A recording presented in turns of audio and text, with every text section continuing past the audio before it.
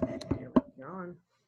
All right, good afternoon, everyone. My name is Heidi Silver-Pequilla.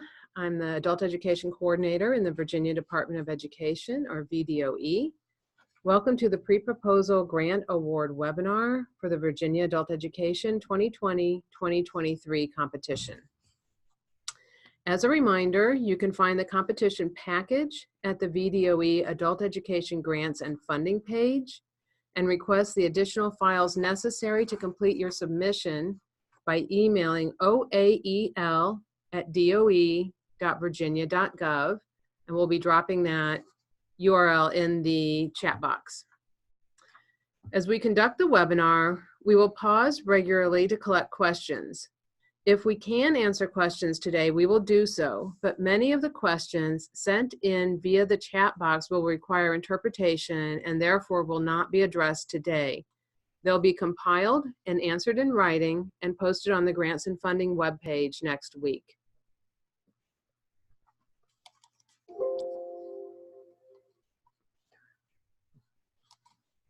Next slide, please. As we go through this webinar, please note that there are references to the page in the competition package at the bottom of the slide wherever possible. For example, this notice of availability of funding is cited as on page 4, down in the middle of the black bar at the bottom of the slide. The funding authority for this notice is the Adult Education and Family Literacy Act, or AFLA, which is Title II of the Workforce Innovation Opportunity Act, or WIOA, as well as 2 funding streams authorized by the Virginia General Assembly. The grant period for this competition is July 1, 2020 through June 30th, 2023. There will be an annual continuation application required in the spring of each of the next 2 years. Please note that funding levels are subject to change from year to year, as these depend upon congressional and state appropriations. Submissions of grant applications are due in the VDOE Office of Career, Technical, and Adult Education by March 18th, no later than 4 p.m. 1 original and 5 copies of the application and all appendices is required. VDOE is not responsible for delays caused by mail carriers, so please plan accordingly. We will acknowledge receipt to the contact email as submissions are received. All queries should be submitted in writing so that questions and answers become public information. Again, send all questions to oael@doe.virginia.gov. For today, submit questions in the chat box and we may be able to answer some orally. Questions requiring a written response will be posted as FAQs on the Grants and Funding page. The purpose of the Adult Education and Family Literacy Act, or Title II of WIOA, is presented here from the statute. You can find this on page 9 of the package. Adult education's purpose is to provide services that assist adults to become literate and obtain the knowledge and skills necessary for employment and economic self-sufficiency, assist adults who are parents or family members to obtain the education and skills that are necessary to become full partners in the educational development of their children and lead to sustainable improvements in the economic opportunities for their families, assist adults in attaining a secondary school diploma and in the transition to post-secondary education and training, including through career pathways, and assist immigrants and other individuals who are English language learners in improving their reading, writing, speaking, and comprehension skills in English, mathematics, and acquiring an understanding of the American system of government, individual freedom, and the responsibilities of citizenship. This webinar will not present the full scope of the Workforce Innovation and Opportunity Act. The Act was passed in 2014, and there are many resources available if you'd like to learn more. The Federal Technical Assistance site is at workforcegps.org. This slide presents a list of the types of service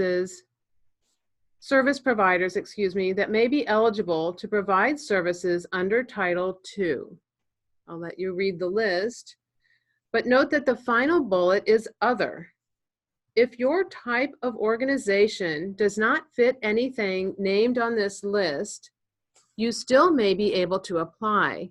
You may submit that question for consideration to oael@doe.virginia.gov. An important component of eligibility is demonstrated effectiveness. Only providers that demonstrate effectiveness in serving eligible individuals, which we will discuss on the next slide, are eligible to be considered for funding. This screening process is new under WIOA, and this will be the first competition that Virginia is conducting with this screening process. A separate tutorial is posted on the Grants and Funding page to explain how to complete the required demonstrated effectiveness tables. Be sure to follow those instructions, and the transcript for that webinar tutorial is there as well.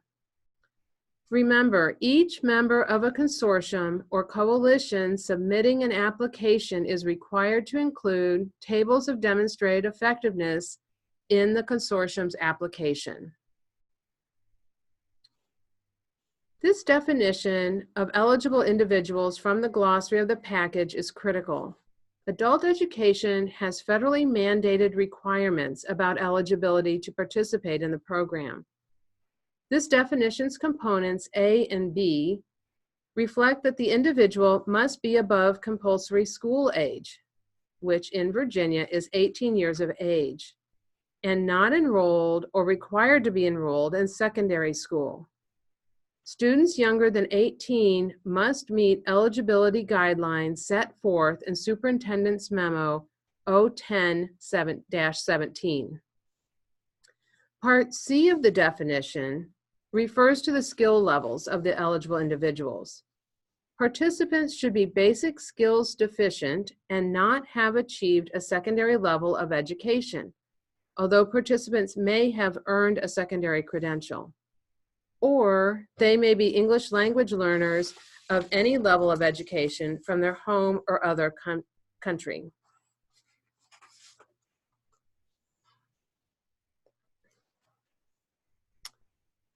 Okay, we're going to pause on this slide for quite a while. This slide is an excerpt from the state priorities listed on page 8. These priorities are drawn from the Virginia WIOA Combined State Plan, both the current plan and the new plan that will cover 2020 to 2024. The priorities listed here aim to strengthen adult education as a workforce development partner in Virginia. The expectation is that all providers adopt a career pathways model such that all participants are exposed to career awareness activities, introduced to other workforce services for which they may be eligible, and provided opportunities for academic, workforce preparation, and occupational training growth. Note that there is a statewide cross-agency professional development program underway called the Sector Strategies and Career Pathways Academy. Each grantee must commit to having at least one staff member complete certification in this program in order to share a statewide career pathways approach. If the certificate has already been achieved, you may include a copy as an appendix in the application. The second item is correctional education. Correctional education is to be provided in every adult education region such that individuals in correctional and institutional settings may advance their education and workforce preparation. It is incumbent upon the applicant to make arrangements to deliver instruction in a regional or local institution and include a letter of support indicating the collaboration. The third item is integrated education and training. Integrated education and training programming must be offered in every federally funded program, offering the opportunity to learn academic, workforce preparation, and occupational skills concurrently in an intense, compressed schedule, and the opportunity to earn an industry-recognized credential in a field that is in demand in the region. You must use the IET planning tool to demonstrate your plans. Download the tool from the VDOE Adult Education Professional Development webpage. See additional resources for planning IET cohorts on the ietblueprint.com, a site maintained by the Virginia Adult Learning Resource Center.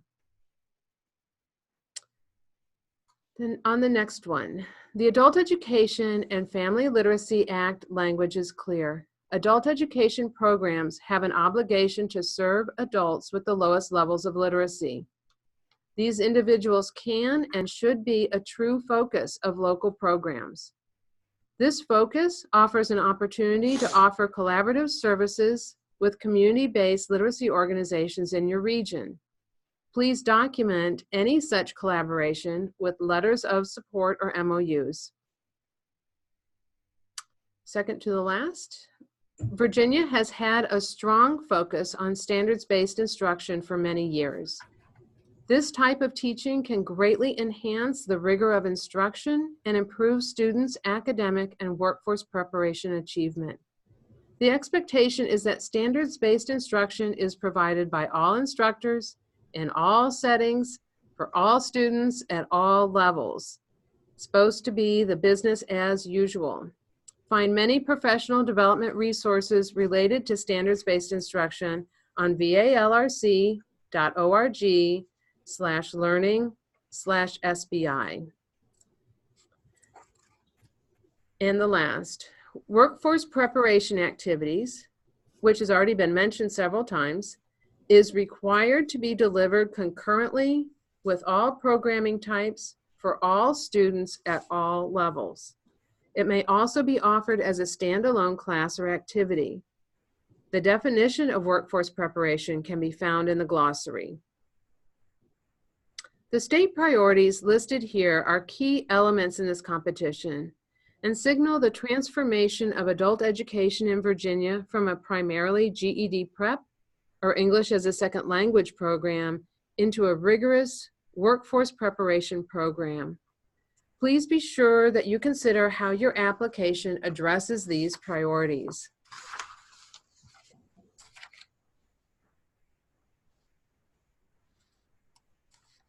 Let's pause and take some questions, at least give you a chance to put questions in the chat box.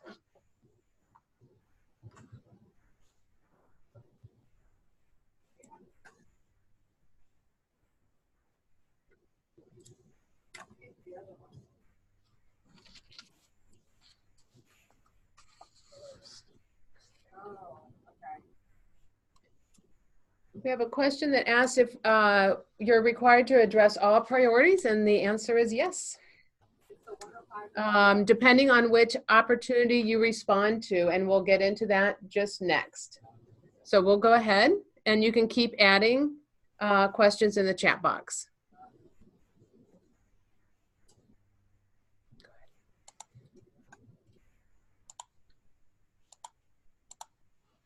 All right. I mentioned 2 opportunities. This is the slide I'm talking about in answer to your question. Depending on which opportunity you go for, you will be required to address all the state priorities. This competition package encompasses 2 distinct grant opportunities. The first, 1.0, is to provide adult education with corrections education and other institutionalized individuals, called CNI, throughout a predetermined region at a scale that will fulfill the estimated enrollment targets included in the formula-driven chart in Appendix C. The second, 2.0, is to provide integrated English literacy and civics education, or IELCE. These funds are awarded based on demonstrated local need to develop education and training opportunities for immigrant and refugee populations. The scale of these programs can be determined by the applicant as indicated in the funding table on page 12. An applicant may, but is not required, to apply for both opportunities. Throughout the webinar, I'll be referring to both the names of the opportunities as well as the section of the statute that governs them, as the federal funding streams are identified by section numbers. Adult education is section 231 of WIOA. C&I is section 225, and IELCE is section 243.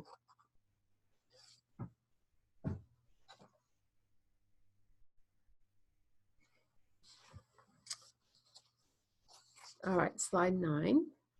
Thank you.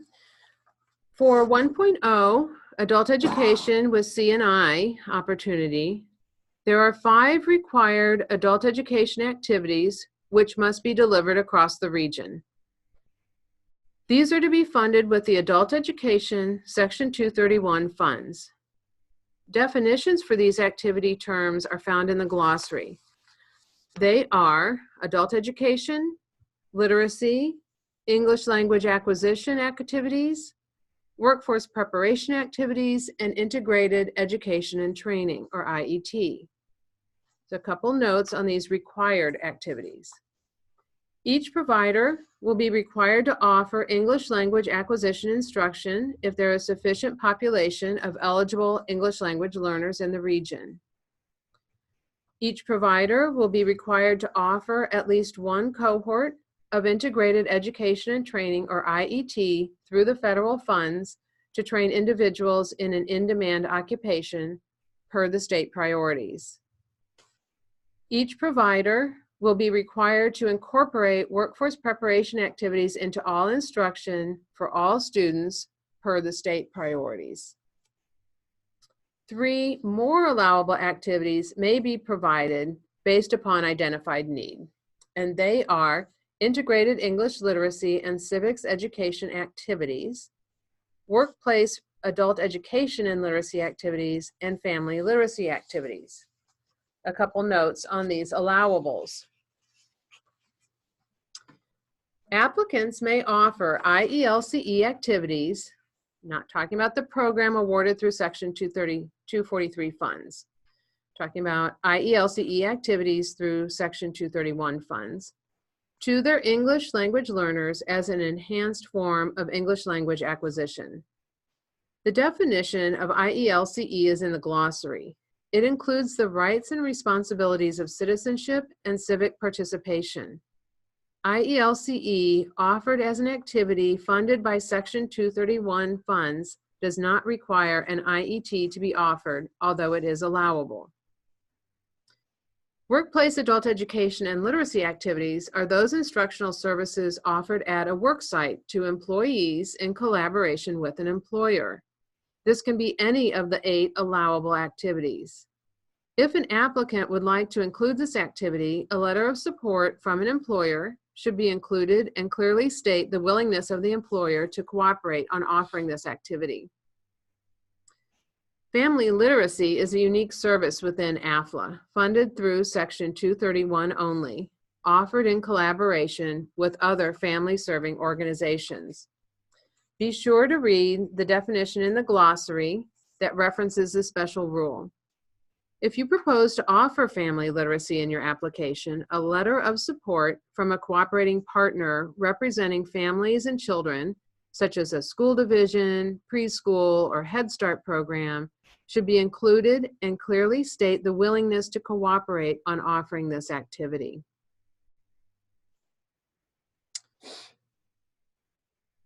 The list on this slide describes the settings in which C&I Section 225 funds may be used. The key is that the individuals served are in confinement and that they meet the eligible individual requirements we went over earlier. Each regional provider is required to offer correctional education in a local or regional jail or institution. Providing education for corrections is a signature service of adult education. Virginia is proud to have the lowest recidivism rate in the nation for the 3rd year in a row. The Department of Corrections gives credit to education and occupational training to mitigating recidivism. AFLA requires that programs prioritize services to those individuals who are likely to leave the institution within 5 years. This is a requirement that should be addressed in the application and in letters of support with the institution with which an applicant plans to partner. The final item on this slide is the 20% cap.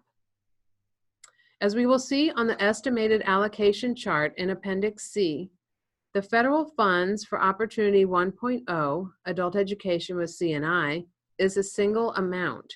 Applicants have flexibility to determine the amount of the total federal allocation that will be budgeted for C&I activities.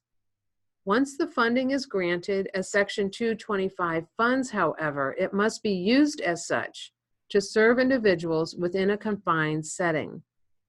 Up to 20% of the total federal allocation may be budgeted for C&I. Pay attention to the directions in the budget workbook for how to prepare these separate budgets. This list of allowable activities in correctional settings funded with Section 225 funds is on this slide and found on page 10 in the package. Note that all providers must at least offer standards-based instruction and may offer the other activities. The final activity, G, transition to reentry, refers to activities to assist individuals to prepare for release in connections with education, workforce development, and other community services. It does not imply that services may be delivered in community settings. However, reentry services and services to individuals under probation and parole in the community are within the purview of the adult education component of the grant and may be offered through Section 231 funds and may be offered on site at probation and parole offices if invited to do so. As we discussed, IET is a required activity per the state priorities. The requirements as stated is that each region must offer at least one IET cohort with the federal funds. That cohort may be offered in correctional education funded by Section 225 funds or in community education funded by Section 231 funds. An applicant may propose an IET cohort in either or both settings. I'm going to stop and read the questions and see if there are any that I can answer today.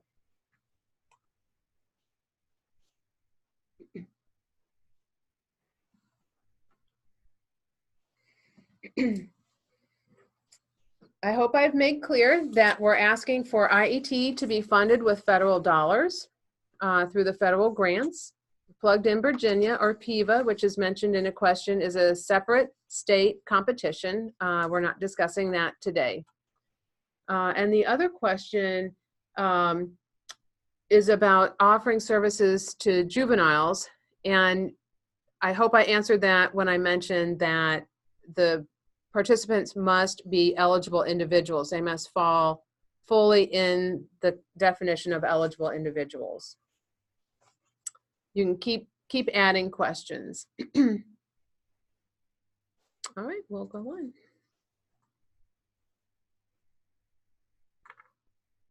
All right, this slide covers the regional structure of adult education in Virginia. Please read this section on page 11 carefully. The regions are predetermined and correspond to the legislated planning districts. Regions must plan service to individuals throughout the region. One entity must serve as the fiscal agent in a region. If that fiscal agent coordinates with other entities within the region, such as to raise the required 15% match, cooperate on outreach and recruitment, or coordinate programming, then the application would be considered as submitted by a consortium. The nature of the partnership and the roles and responsibilities of each member of the consortium must be made clear in an MOU that is submitted with the application. Each member of the consortium must meet the criteria of an eligible provider and submit tables of demonstrated effectiveness with the consortium application. Regional program managers have the responsibility across the consortium for fiscal management, compliance with data management, and the overall quality of instruction. There are other bullets here on the slide that I won't read fully. I want to point out that classroom instructors should be qualified with a minimum of a baccalaureate degree. That requirement does not also apply to tutors, paraprofessionals, data entry assistants. It is, as written, it's instructors. I also want to point out that we ask you to plan for required participation in technical assistance and professional development with VDOE, and that's sponsored by VALRC. These activities are mentioned in the budget section of the package.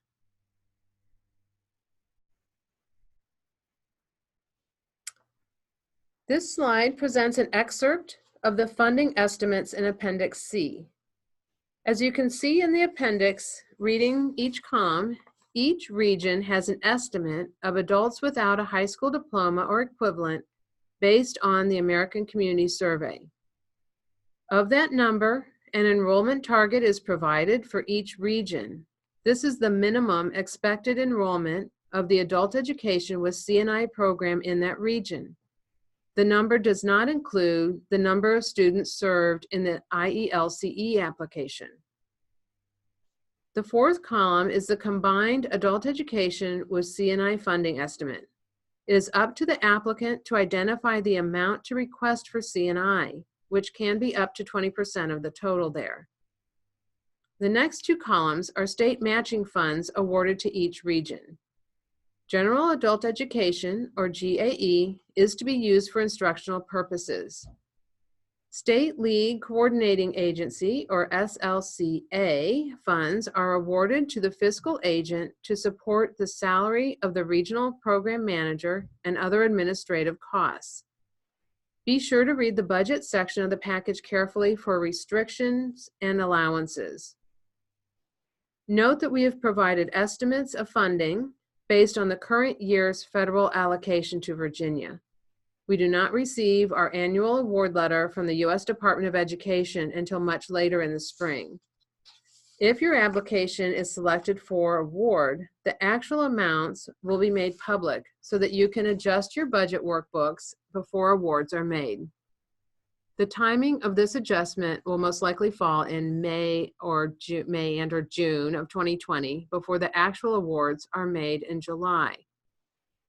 I also want to point out that the estimates of funding are based on an updated run of the census. We have seen quite a shift in demographics in Virginia over the last 4 years, and you'll note that the allocations and the enrollment estimates have shifted as citizens have shifted over the last 4 years. I'll pause to look at questions.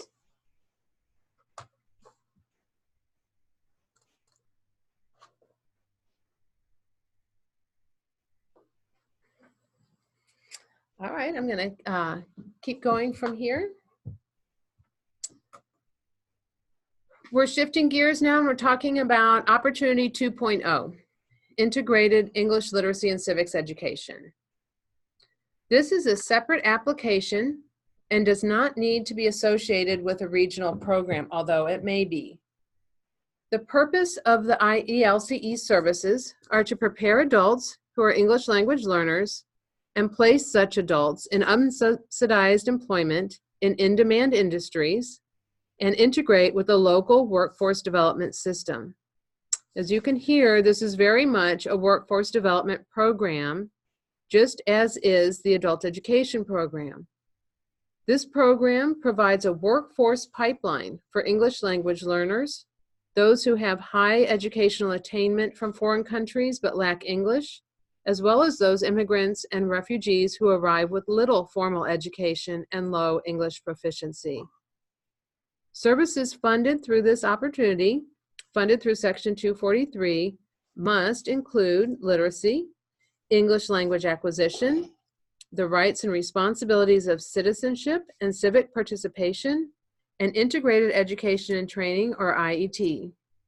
Not all students must participate in the IET programming, but at least one cohort of IET leading to an industry-recognized credential must be offered by the program. Our definition of cohort is flexible. Justify what you are planning to do in your narrative. IELCE applicants must complete the tables of demonstrated effectiveness and submit them with their application. If an application is being submitted by a consortium, each member of the consortium must submit the tables as part of the application.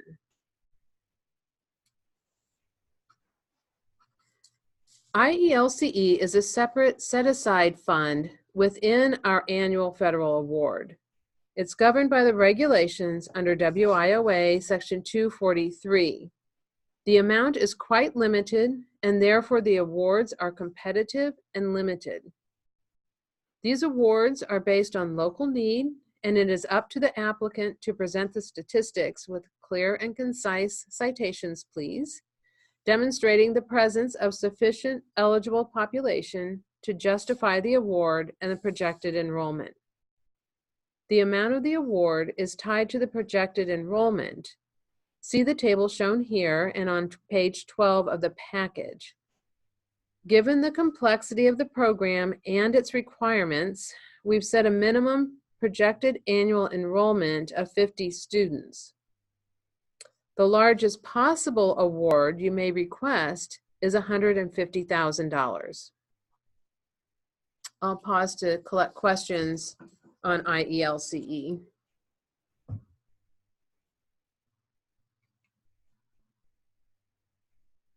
I'll give you a minute to type.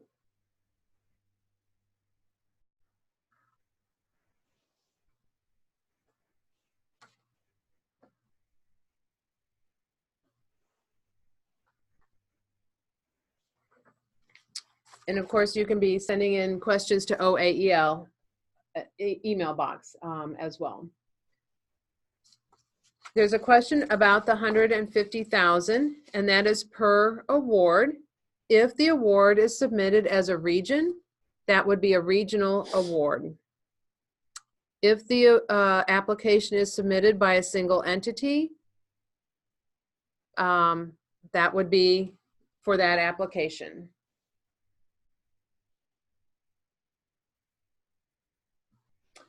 There's a question about our prior competition and how performance-based funding was offered for IET. That is not the case here. On the slide, you can see the second paragraph indicates that award amounts depend upon the proposed number of IELCE participants, including the subset of those engaged in the IET cohort. So this is the total amount, including any IET work you are planning.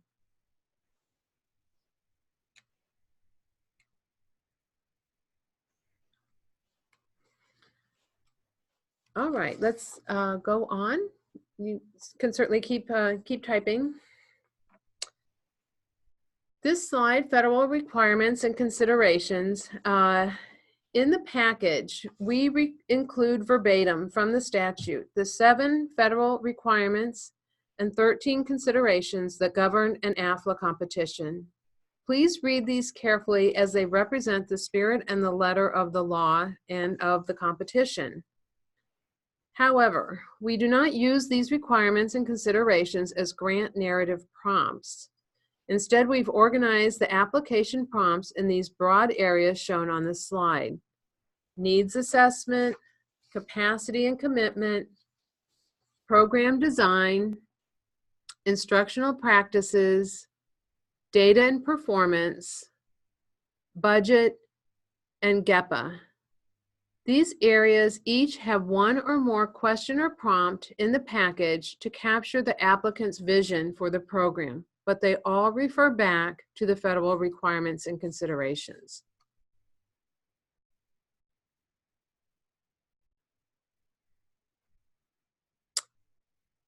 Accountability and reporting.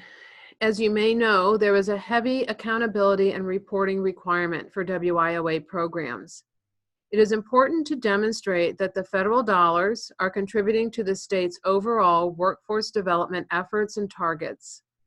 AFLA-funded programs, these two grant opportunities we are discussing today, must collect and report data for the 6 common performance indicators required under WIOA. In order to do so, there are additional state-level accountability requirements and a VDOE-managed web-based data system. All applicants must speak to how they will manage and monitor their data to adhere to the policies and guidance and meet the state negotiated targets. There are online tutorials and policy documents referenced here on this slide and being posted in the chat, where you can learn more about the VDOE data policies on collecting and reporting data. In the policy documents, you will learn that the state conducts data matches for the post-exit indicators and what data elements programs are required to collect and report in order for those matches to occur.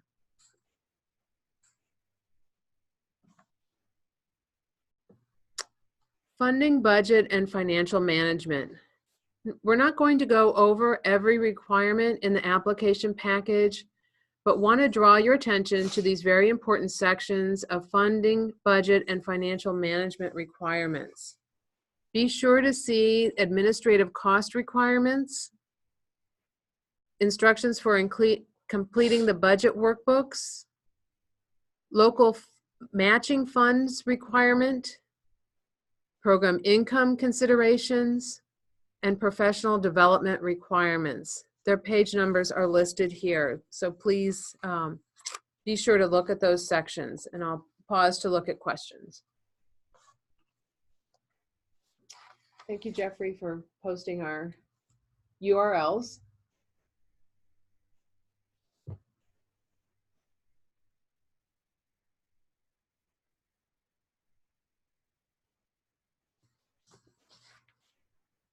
Please bookmark the grants and funding page throughout this competition season. We'll be posting not only our FAQs there, but anything else relevant that comes up for the competition a notice will be posted there first. All right. All right, the next 2 slides are a little bit of background into Title II's role in the one-stop or Virginia Career Works system. Title II, or AFLA-funded programs, are mandated partners in this WIOA system, along with other WIOA title programs and combined state plan partners, the local workforce development boards, and the center operators. It truly is a statewide system that has regional presence and focus to respond to local economic and labor needs and opportunities. The regional program manager, but not IELCE standalone grant manager, must serve as a Title II representative on the local workforce development boards and serve on committees as needed. That said, the workforce areas are not exactly the same as the adult education regions. So there are instances in which regional program managers must coordinate with each other to share a seat on the board or actually serve on more than one board in their region. Consult the crosswalk chart in Appendix B on page 30 of the package. This slide describes the mandated responsibilities regional programs have in the centers in order to make them fully representative of all WIOA title partners and community services. Adult education must provide access to services in the center, either directly or through cross-training or direct links. Programs must use administrative federal funds to provide career services and contribute to the center's costs. If you are not a current grantee with an MOU and infrastructure funding agreement in place, please indicate in your application and budget your plans to coordinate with the board and an amount of potential infrastructure funding in the budget workbook. Programs must also participate in the operation of the centers in ways that are described in the MOU with the local boards. Note that the infrastructure funding agreements are renegotiated annually. The MOUs may have more than 1 year of life.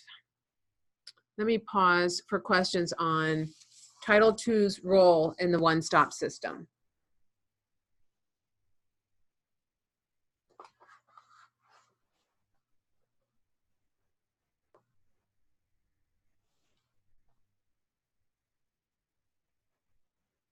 Go ahead and type them in if you have them, or send them to OAEL, and we'll get to them.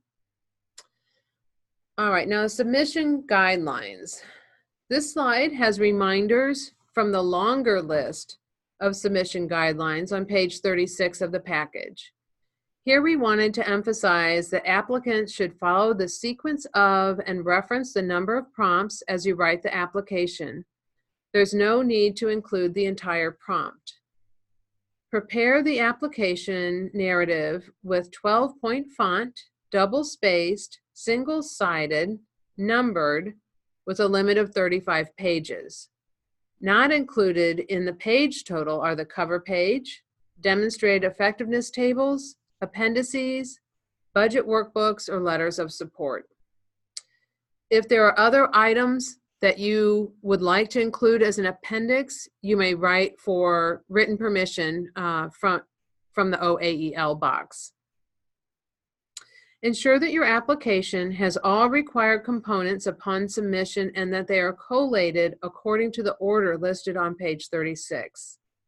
Remember to submit 1 application with original signatures and 5 copies, 6 total application submissions. The full evaluation rubrics and scoring tables are included in the package. Please consult these as you construct the application and to assess the quality and completeness of your response before submission.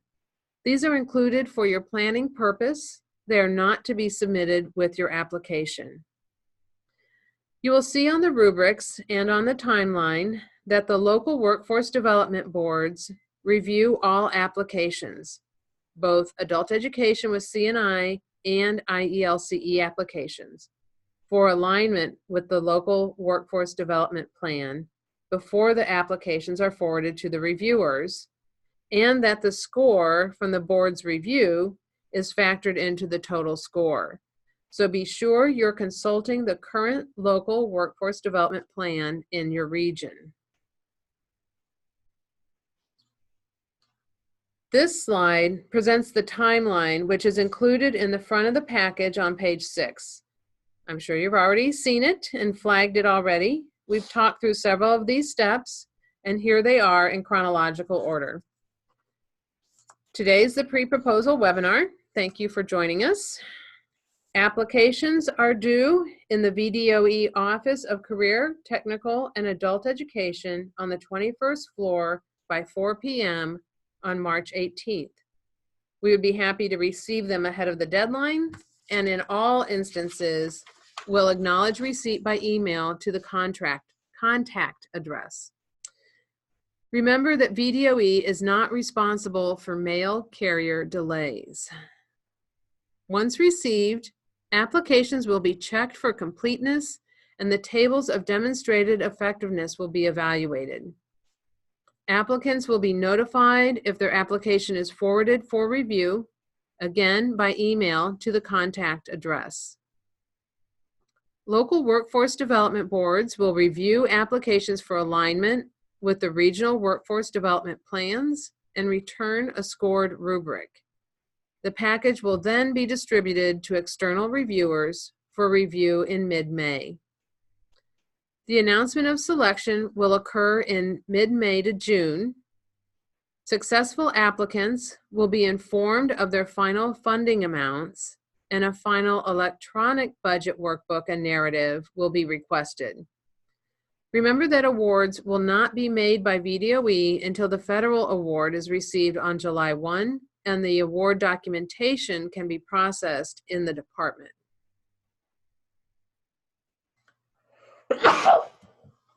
Gesundheit.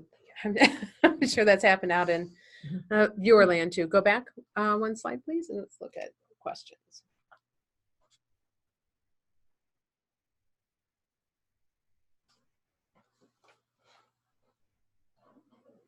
All right, so there's a question that's requesting something specific. We'll answer that from OAEL. And that will be a case-by-case basis.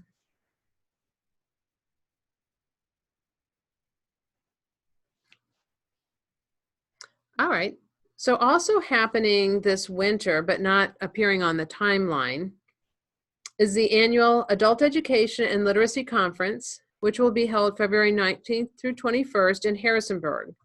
This event is organized around the priorities of the 2020-2024 Combined State Plan for the implementation of WIOA. The plan will be in public comment period through February. All interested parties are welcome, and online registration has been extended until January 31st. So please check out the program at aelconference.com and consider joining us. Jeffrey's putting that link in the chat box.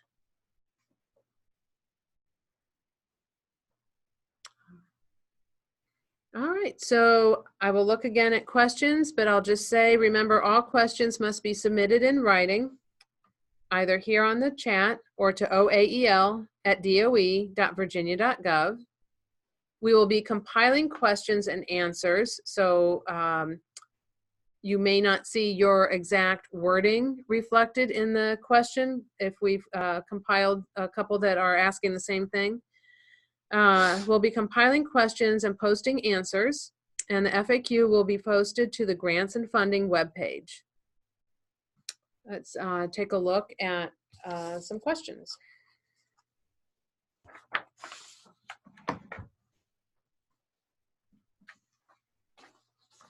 This is my last slide, so this is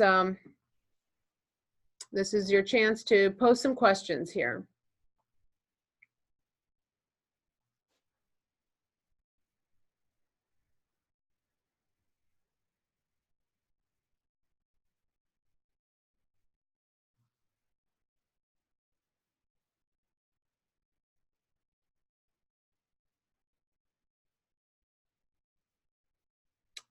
I'll stay on for a moment for those of you who want to continue to post and listen to answers. But for those of you who are ready to sign off, I'll just close by saying we look forward to your creative and innovative ideas on how to offer adult education in Virginia in ways that boost the academic, workforce preparation, and occupational futures of our participants, their families, and their communities. Thank you for your time and your effort. And see you in writing, I guess.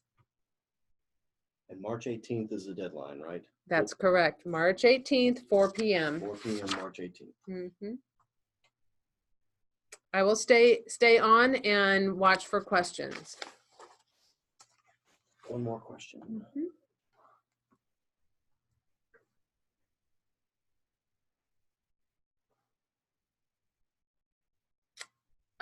There's a question about successful program models. I would say there are a lot of resources available on the VALRC site, and you're welcome to poke around and explore all of those examples, models, past webinars, archived webinars.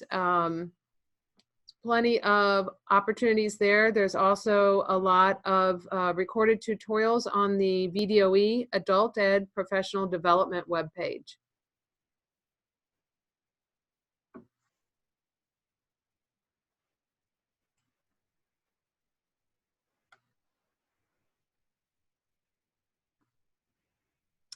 There's a question about whether there will be grant-related presentations at the conference. And because we are in competition, we're very careful about not prioritizing or privileging anyone.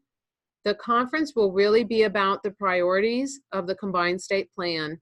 And the state priorities that I mentioned earlier are straight out of the Combined State Plan. So there's a lot of overlap, but there will not be direct presentations on the grant competition.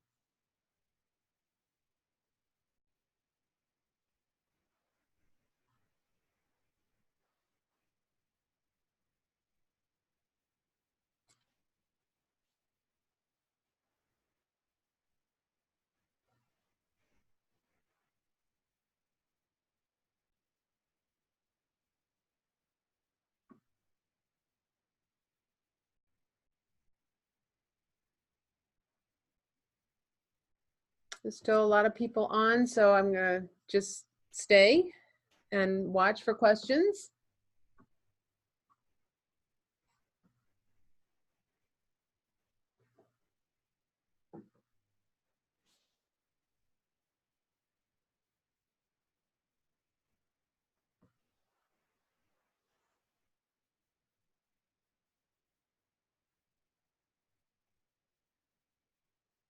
Got some networking going on in the chat box, which is awesome. And if you want, there is a private feature on the chat box to where you could communicate with each other individually.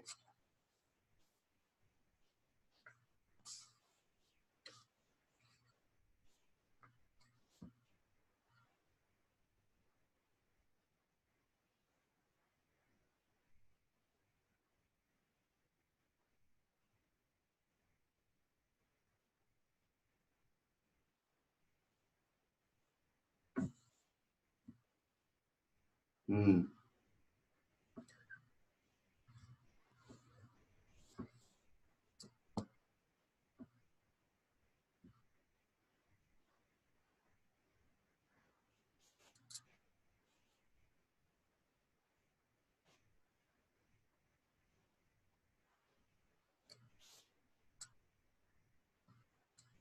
All right, still people on. So, all right, there's a question about whether the presentation has been recorded, and it has been recorded. We'll be making the link to it and the transcript available on the grants and funding page next week.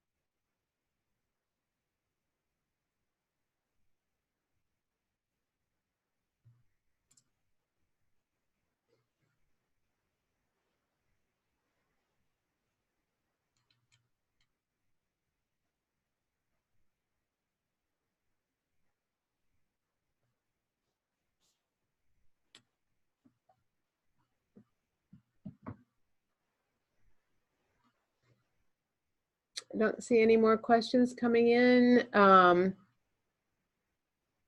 We'll take the questions that we received here and add them to the questions we've received in the OAEL inbox, and we'll be posting our first FAQs next week.